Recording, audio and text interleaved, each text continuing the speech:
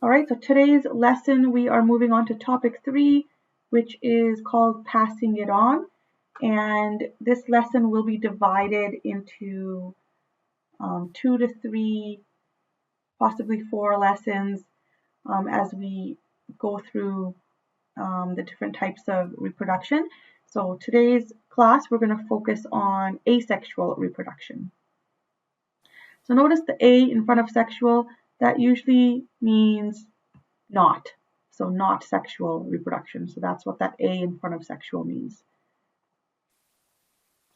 All right, so just some key terms to go over before we begin.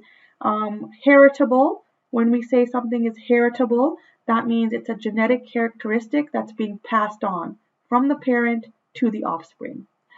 Examples would be like eye color, skin color, and so on. Non-heritable, these are characteristics that are acquired or learned. For example, you're learning to play the piano, that's an acquired characteristic, it's not inherited. And then reproductive strategy, this is the method that an organism uses to reproduce. So before we continue, we also need to talk about discrete and continuous variation. So when we talk about discrete variation, these are characteristics that have a defined form. They're an either or form of a characteristic. So you either have blue eyes or you do not have blue eyes. You may have characteristics of being albino, which has no pigmentation, or you have pigment. That would be another discrete variation. When we talk about continuous variation, these are ranges of characteristics.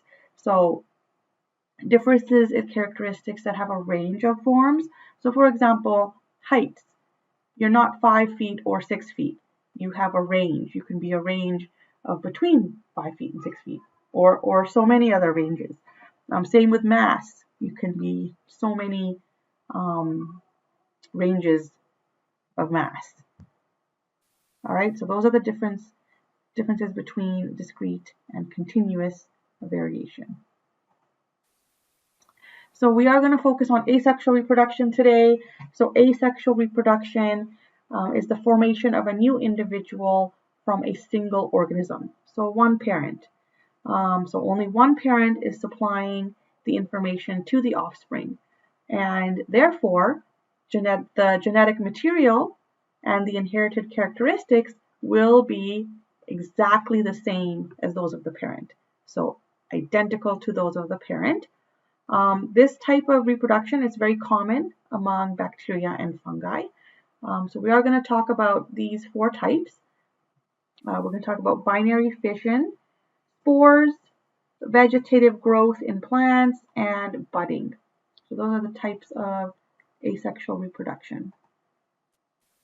So the first one is binary fission.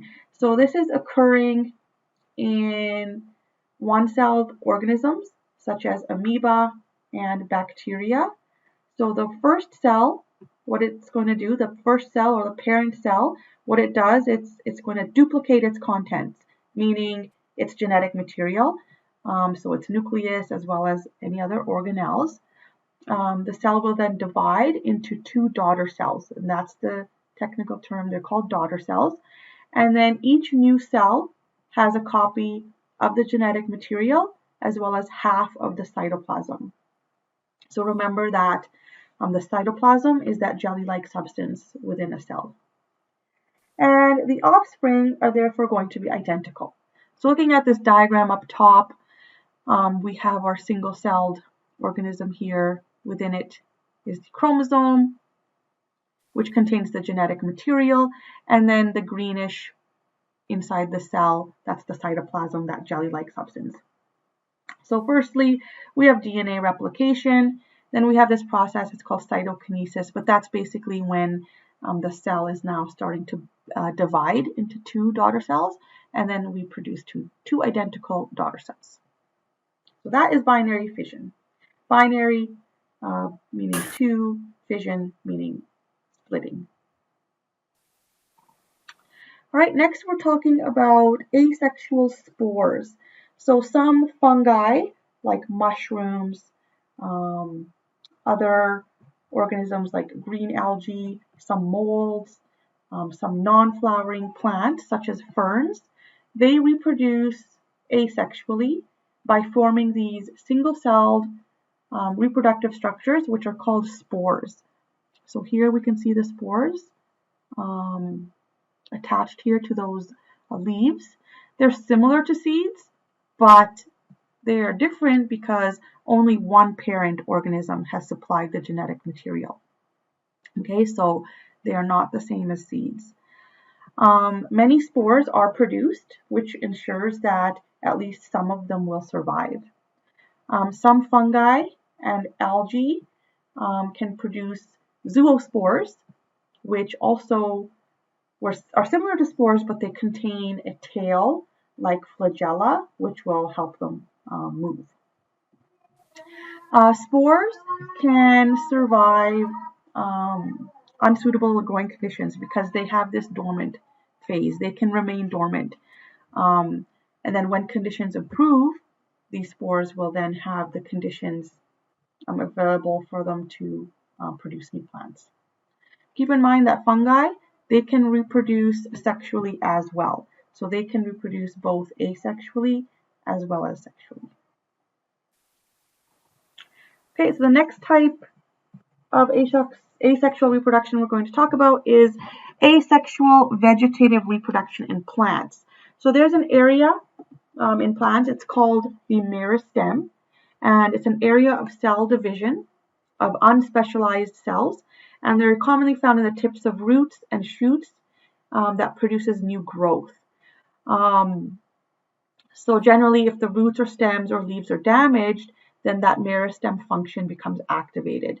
And these meristematic cells, they'll make repairs to the damaged area.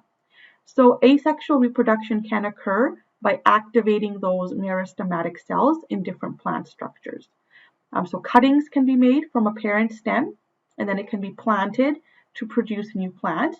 Now these plants are going to be identical to the parent plant, so therefore they're called clones of the parents. When we talk about a clone, it's an identical copy. It can be an identical copy of a molecule, a gene, a cell, or the entire organism. So in this diagram here, we can see this plant, a cutting is taken and replanted, and that plant will now be a whole different organism, but it is going to be genetically identical to the parent plant. The next type we're talking about here is budding. Now this type occurs in organisms like sea sponges and hydra and yeast. Yeast, it's a unicellular fungus. So a cell, usually at the base of one of these organisms, it'll produce a new group of cells called a bud. And that bud will continue to develop and grow.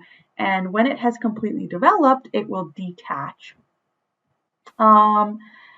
Sometimes it doesn't detach. So sometimes, for example, in coral, that bud or that offspring, it will remain attached to the parent, and then it'll form a large structure composed of many identical individuals. All right, so this example here is of a hydra. We can see a little bud forming here down close to the base. It continues to grow, and then it will eventually detach.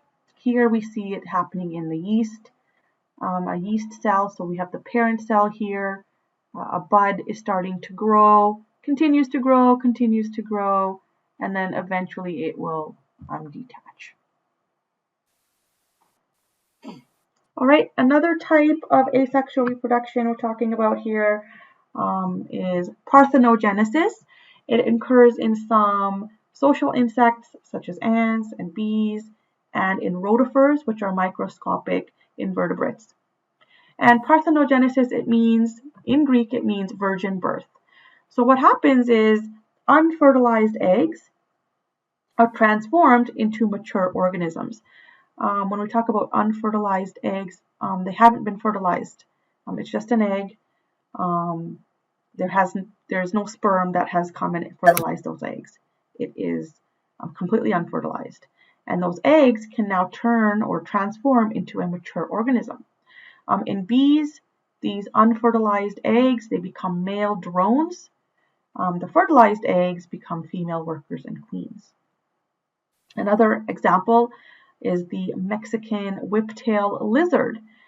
So what happens here, females, they will lay eggs, which will develop into baby whiptails. The eggs are never fertilized by male whiptails, and so therefore these offspring, the babies, will have the same genetic information as the mother lizard. All right, next, what are the advantages of asexual reproduction? So one advantage is there's no reason to find a mate. There's no wasted time and energy for an organism to go out and find a mate. Another advantage is reproduction occurs rapidly. For example, one bacterium can reproduce every 20 minutes. Another advantage, as long as the environment doesn't change much, the offspring will be able to survive and reproduce just as their parents did. Another advantage is many offspring are produced. So as we saw in bacteria, as we saw with those spores, many offspring are produced. And another advantage of asexual reproduction is that less energy is required.